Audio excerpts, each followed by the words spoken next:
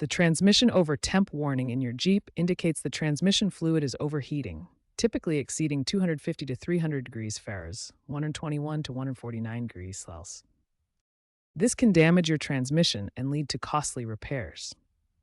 Key causes include low or degraded transmission fluid, a faulty cooling system like a blocked cooler or radiator, overloading or towing, sensor malfunctions, or even software glitches. Newer Jeeps are integrating telematics and AI to predict and mitigate overheating before a warning even appears.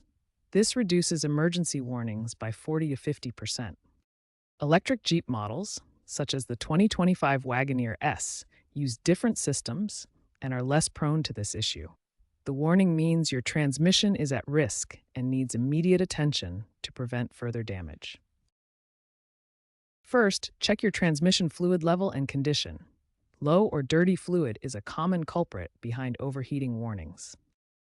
Regular fluid checks are recommended every 30,000 to 60,000 miles.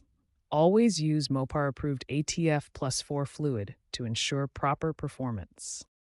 Inspect the transmission cooler and lines for any blockages or leaks that could impede fluid flow and cause overheating. Consider resetting the system with an OBD2 scanner if the warning persists after fluid maintenance and inspections.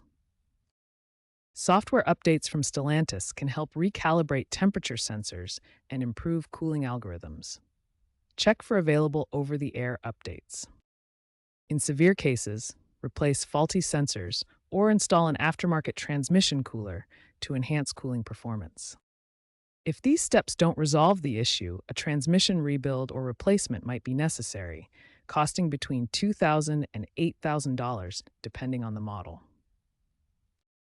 Remember to consult a trusted mechanic for accurate diagnosis and repair to ensure the issue is properly addressed.